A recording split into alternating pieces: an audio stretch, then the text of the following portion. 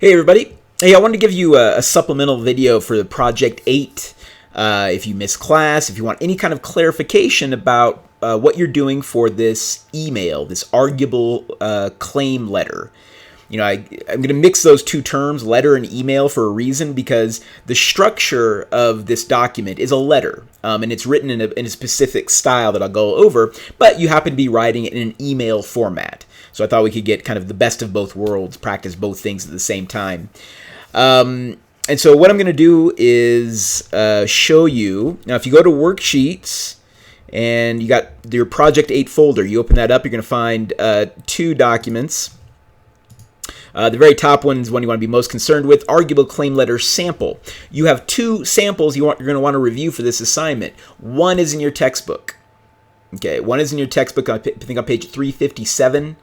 It is on the announcement, it's on the assignment, and there's just about 4 pages where they describe and define what an arguable claim letter is, but there's also a sample there, and the benefit of the textbook example is that it kind of goes through and it explains the parts.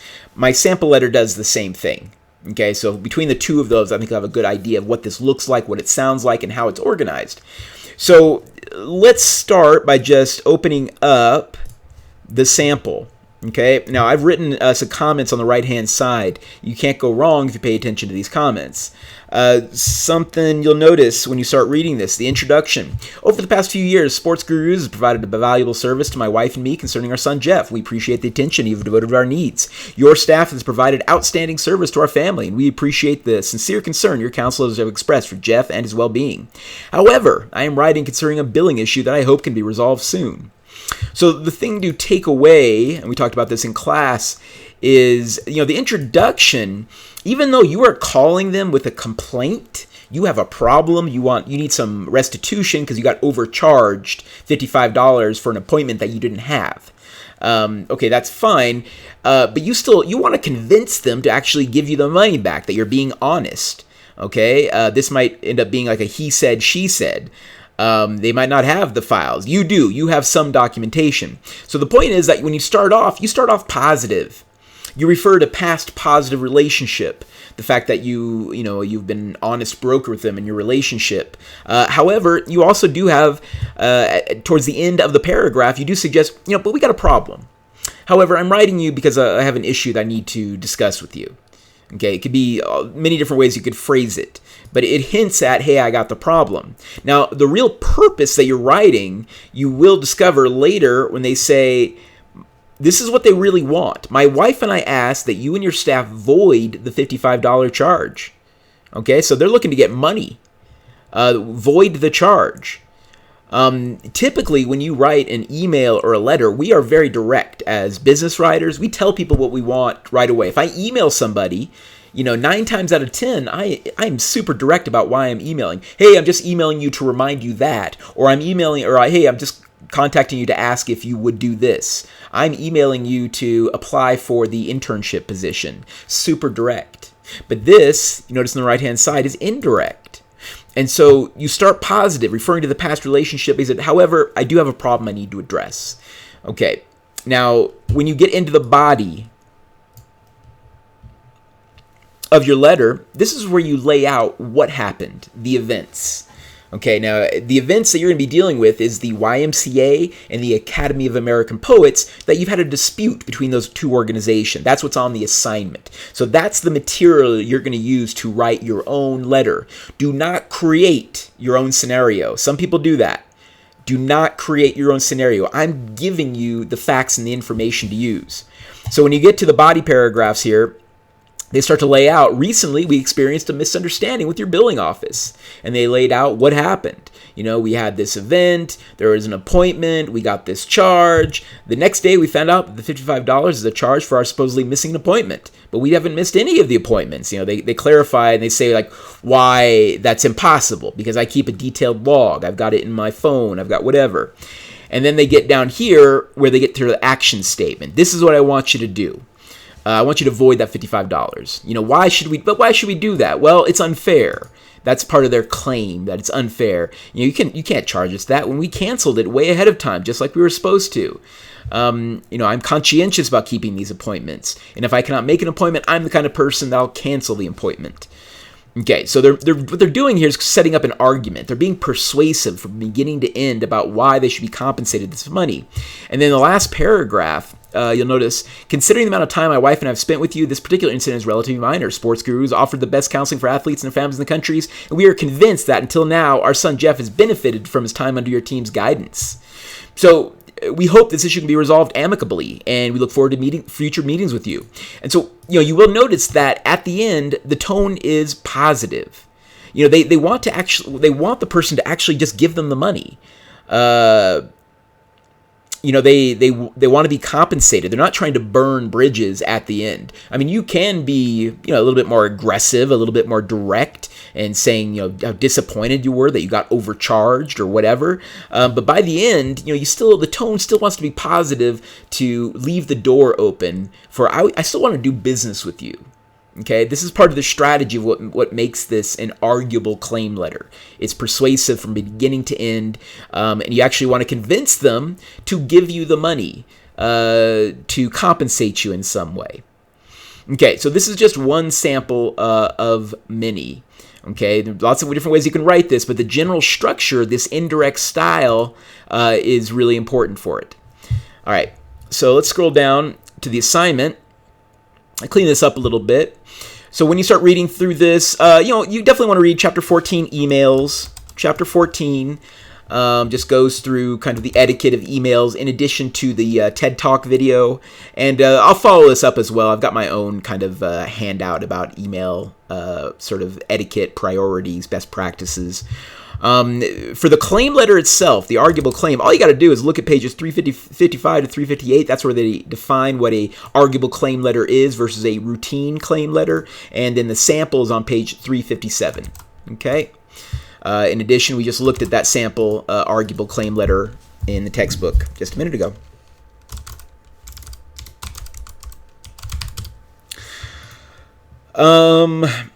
A reminder about these samples. If I give you a sample, I'm not saying do it exactly like this. I'm not saying copy this language. Oh, it must mean every paragraph needs to be exactly this length. That if I'm doing that, then I'm giving you a template. I'm saying fill in the blanks. Look, I don't have to give samples to students. I do it with the understanding, use them as inspiration, as models. All right, if you copy my sentence structure, my language, my word choice on my samples, you will lose points. You will not get full credit. Okay, I will note it. I will mark it down and let you know where you miss points if that's the case. Don't do it.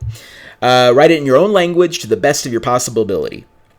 Assignment length, what are we talking about here? 5 to 7 paragraphs. 5 to 7 paragraphs to get this done. Email paragraphs, the length.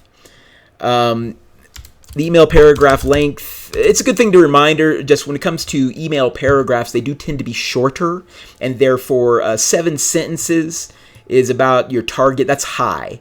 Okay, that's the high end, 7 sentences. Don't go beyond 7. After that, you've got the background information. So you are using this information to write your letter. You are writing from a scenario, and the scenario is this, that you work for the Academy of American Poets. This is a nonprofit organization, and you work as their accounts manager. The AAP has received an erroneous bill from a long-standing business client, and now you're trying to investigate the issue. You're writing one last email to try to get this problem solved. So every time you write an arguable claim letter, you're writing because you've got a problem, all right? You've been wronged in some way, related to some service or some good, and you're trying to get restitution.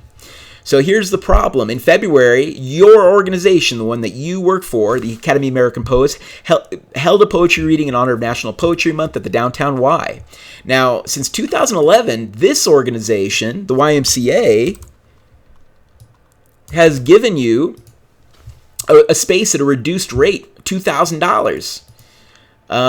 That's what they've been charging you. This, because like you're both nonprofit organizations, you have a lot of common values. They said, hey, we'll give you a break, $2,000. But after this year's event, the event happened, and afterwards they doubled the price, $4,000. They didn't give you any warning ahead of time. Okay, so as an employee of the Academy of American Poets, you've been in contact with 2 of the YMCA's staff. You've spoken with Nick Fury, the events coordinator, and his supervisor, Sue Harbinger, who is the office manager. You will be writing to Deja Thoris, the regional manager for the YMCA, who is the last person who could possibly help you with this issue. Miss Thoris is the supervisor for both Mr. Fury and Miss Harbinger. Okay, so these are the people you will be engaging with. You're writing to Miss Thoris. So, dear Miss Thoris, right? Dear Miss Thoris. But then these 2 people, Nick Fury and Sue Harbinger, these are people you interacted with. Okay, so after you got charged this massive bill, you contacted them. What did they say? What did they tell you? That's left open to you. Okay, that's up to you. I just give you the raw fact that you contacted these people. And so that we scroll down, okay, this is like your instructions. I give you the raw facts, like now what? So you're going to use that background information above to create your email. You'll notice underlined and bold. You got creative flexibility to expand upon these details. Okay, so for areas to develop, you might mention your feelings about the event space and the service the YMCA provided. Was the AAP's event successful? Expand and describe your interaction with Nick Fury and Sue Harbinger. You may add any supporting details, reasoning, and explanation that you think is important and helps you build your argument. Because your request is an arguable claim, organize the letter using an indirect pattern, as I just described. Write a specific action statement, I just described on the sample, which is just, tell Miss Thoris what you want her to do at the end of the day. An additional persuasive strategy for the letter would include any appeals to ethos or pathos. And these are values and beliefs of the intended audience. Make some kind of appeal to the YMCA. What do they care about? I mean, you're a nonprofit organization. You're a community-based organization. You care about poetry. YMCA is very family-oriented, very community-oriented. So maybe making an appeal to these shared values. Look up the YMCA's website if you want to get some, added language to that, to make your pitch, to make your appeal. Lastly, an attachment. Add an attachment with your email. Just name any document you would hypothetically include with the email to support your argument. Don't create a separate document. You don't have to create anything new for this. You just got to tell me, what would you include with this email as an attachment? Okay, kind of hypothetically. And so what I'm getting at here is, here's the email. You got your addresses, to, from, which are both provided, subject, and here's the attachment. Okay, what kind of documents would you attach to this email to help support your argument, to support your claim?